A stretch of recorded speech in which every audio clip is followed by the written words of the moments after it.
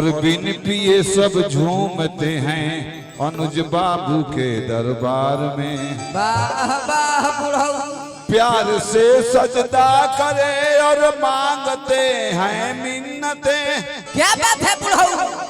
और गम सभी कलाकारों को क्या है गोल्डन फुआ के दरबार में।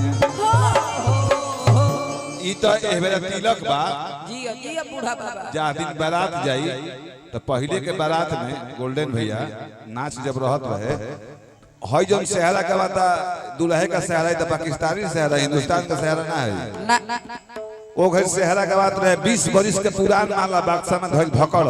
हां जी आ उहे नचनिया ले जाके डलिया से दुल्हा के माला सेहरा वो घड़ी कौन सेहरा का बात रहे। ए बाबा वाह वाह वाह। 4 बजे भोर जब हो जाई हां जी तो लेडीज जब थक जात रही तो कैसे डांस करत रही कैसे सेहरा।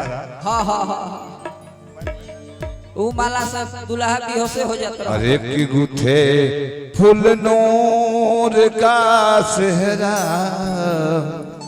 कुर्ता संभारी देख लियो।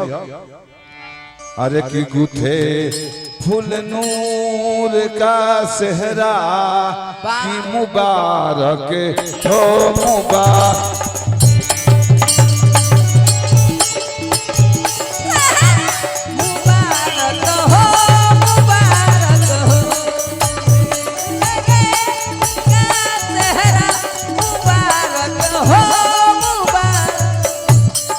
खड़ी है चौप समय आना बिछी है मखमली चादर। खड़ी है चौप समय बिछी है मखमली चादर। खड़ी है चौप समय आना बिछी है मखमली चादर बिछी है मखमली चादर। तो बैठे हैं देश के राजा बैठे हैं देश के भरुए जो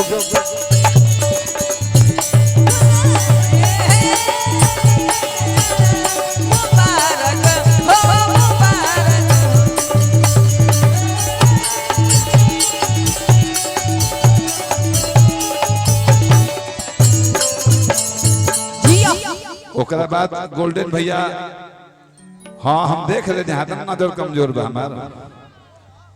ओकरा बाद गोल्डन भैया जब सेहरा पर जब पुरस्कार मिले तो लेडीज लचका गावत रही सो। हां जी हाँ ओकरा बाद कैसे पुरस्कार बोलल जात रहे। दिल में लग गया चोट गोल्डन भैया और गोलू रेजा की तरफ से निकल गया 100 रुपया का 2 नोट। मैं उन साहबान को उन कदरदान को तहे तहे दिल से अच्छा लहे लहे दिल से शुक्रिया अदा करती हूँ ये दादा जिन साहब ने दिया रुपया। अच्छा उनके हाथ में लाली लाल आओ हमारे जीजा लगेंगे। अच्छा मैं उनकी साली जोगिरी सीरी तो हो गए शुक्रिया दा। ओकरा बाद लेडीज लचका का होता है जोखड़ भजका। अरे की जनती की पिया हमार मिल जाई है करिया की जनती की पिया हमार मिल जाई है करिया। तो चढ़ल तिलक फेर वही कुमारे रही चढ़ल तिलक फेर वही कुमारे रही जयती सखी। चढ़ल तिलक फेर वही कुमारे रही जयती कुमारे रही जयती सखी कुमारे रही जयती सखी। अरे कि नैहरा में खूब कोड़ावाई की कुमारे रही अरे नैहरा में खूब कोड़ावाई की कुमारे रही जयती सखी।